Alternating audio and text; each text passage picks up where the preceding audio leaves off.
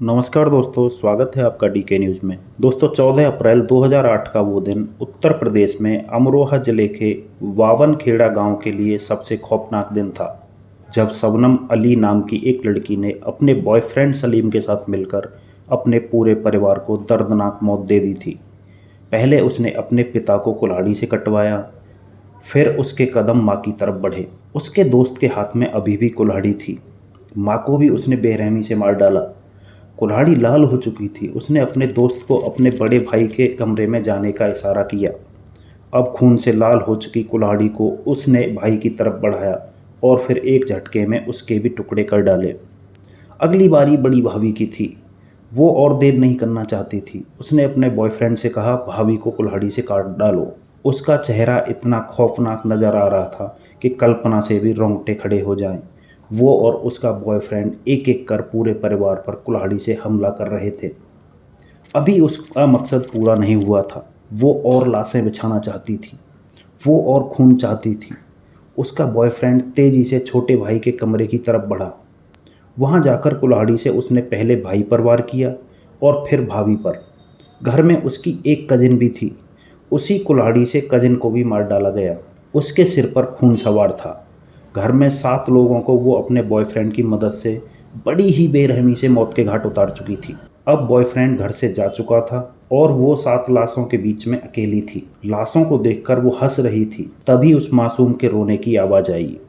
अपने परिवार की हत्यारन उस हैवान लड़की ने पलट कर देखा। उसकी हंसी रुक गई। वो उस तरफ बढ़ी जहाँ से बच्चे की रोने की आवाज़ आ रही थी।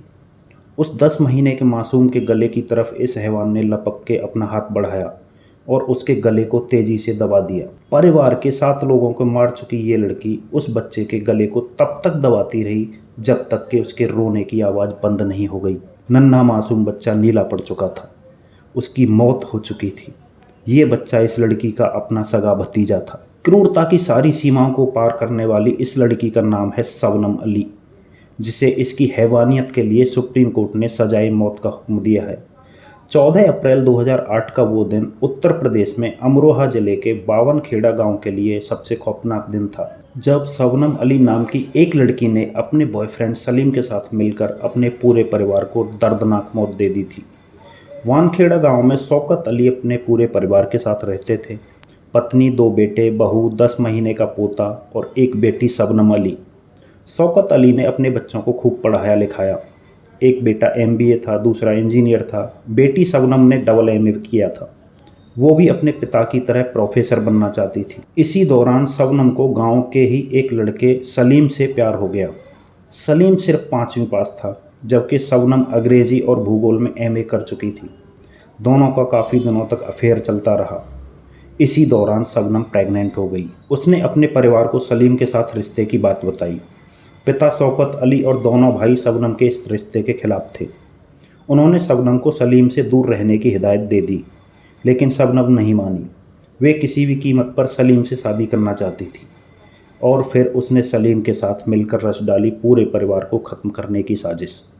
उसने अपने पूरे परिवार को जहर देने का प्लान बनाया। सलीम ने ही शबनम को जहर ला कर दिया। 14 अप्रैल की शाम घर पर परिवार के सभी लोग मौजूद थे। शबनम ने सबके लिए चाय बनाई और चाय में जहर मिला दिया।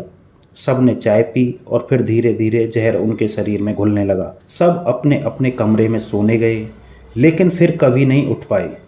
रात तक घर के सभी लोग मर चुके थे, लेकिन शबनम को अभी भी ये डर था कि कहीं ये लोग सिर्फ बेहोश न हुए हों। उसके बाद शबनम ने जो हैवानियत की सारी सीमाएं पार की। उसने अपने बॉयफ्रेंड सलीम को फ़ोन करके कुल्हाड़ी मंगवाई और फिर परिवार के सभी लोगों को कुल्हाड़ी से कटवा दिया।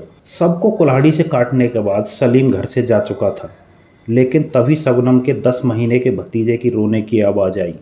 शबनम ने फिर सलीम को फ़ोन किया कि वो आकर कुल्हाड़ी से भतीजे को मार डाले, लेकिन सलीम ने कहा कि घर में दोबारा आना सही नहीं होगा, इसीलिए भतीजे को वो खुद मौत के घाट उतारे। इसके बाद क्रूरता की सारी हदें पार करते हुए शबनम अपने भतीजे की तरफ बढ़ी और उसका गला तब तक दबाती रही जब तक उसका रोना शांत नहीं हो गया। थोड़ी देर बाद शबनम ने रोना चिल्लाना स्टार्ट किया। पड़ोसी इकट्ठा हो गए। घर का नज़ारा जिसने देखा उसकी रूह कांप गई। घर में हर तरफ लाशें पड़ी थीं। पुलिस की टीम मौके पर पहुंची। क्राइम के इस खतरनाक केस ने हर किसी के जेहन में दहशत भर दी थी। ये केस टेलीविज़न, अखबार, हर जगह सुर्खियों बना हुआ था। उत्तर प्रदेश के राजनीतिक गलियारों में भी इस पर चर्चा थी। शबनम ने सबको बताया कि किसी ने उसके घर में आकर पूरे परिवार को मार डाला है। वो रोती रही, नाटक करती रही, लोगों की सहानुभूतियाँ बटोरती रही, लेकिन उसका नाटक ज़्यादा दिन नहीं चला। उसके सारे बयान केस की हकीकत से बिल्कुल अलग थे। पुलिस को शक हो चुका था। शबनम के बॉयफ्रेंड सलीम से पूछताछ की गई। सख्ती करने के बाद सलीम ने अपना गुनाह कबूल कर लिया। पहले ये माना गया कि शायद कत्ल में शबनम शामिल नहीं है, लेकिन बाद में जब शबनम की हकीकत सबके सामने आई तो लोगों के पैरों तले ज़मीन खिसक गई। शबनम और सलीम को गिरफ्तार कर लिया गया। अमरोहा की डिस्ट्रिक्ट कोर्ट में मामला चला। 3 अगस्त 2010 को शबनम और सलीम को सजाए मौत दे दी गई।